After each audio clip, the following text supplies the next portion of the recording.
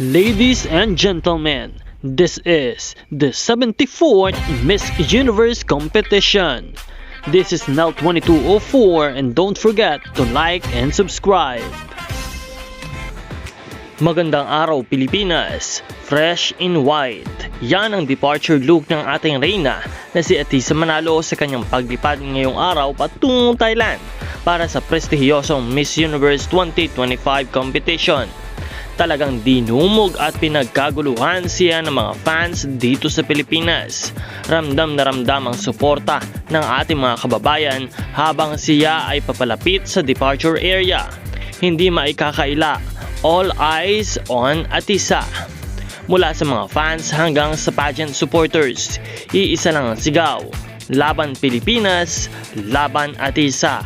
At sa kabila ng emosyon, buong tapang na sinabi ni Atisa, para sa bayan, ilalaban ko ito.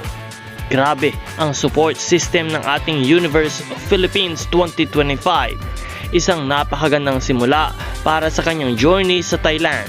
Good luck Atisa, buong Pilipinas ang kasama mo sa laban na ito. Dinumog talaga ng mga fans at supporters ang NAIA Terminal 1 para personal na masilayan si Atisa bago ito lumipad patungong Thailand.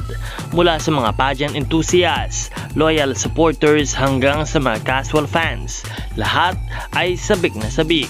May mga dala pang banners, flags at posters na may nakasulat na Bring Home the Crown Atisa. Ramdam na ramdam ang emosyon sa mata ni Atisa habang nagpapasalamat sa lahat ng sumuporta. Sa isang panayam ay sinabi niyang maraming salamat po sa lahat ng nagdasal, sumuporta at nagpadala ng good luck messages. Para sa bayan po ay ilalaban ko ito. Isang simpleng linya ngunit tumago sa puso ng bawat Pilipino. Makikita mo talaga ang determinasyon niya na maiuwi ang corona para sa bansa.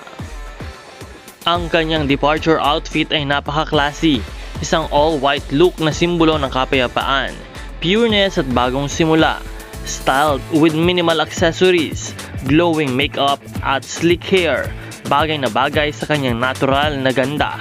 Ito ay isang masterpiece by Filipino designer at maraming netizens ang agad na pumuri sa kanyang simple pero royal na aura.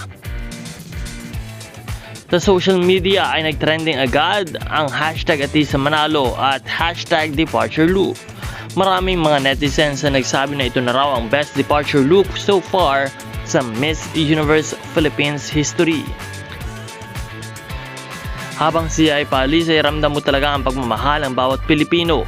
Ilan pa nga sa mga fans ay hindi napigilang maiyak habang tinatanaw ang kanilang reyna na papasok sa terminal. Kaya naman isang panibagong yugto ng laban ng Pilipinas sa Miss Universe 2025 at gaya lagi ng ating sinasabi, once a queen, always a queen.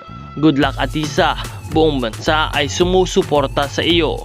Don't forget to like, share and subscribe for more pageant updates and exclusive Miss Universe content. This is Nell 2204. Magkita po tayong muli sa susunod na update.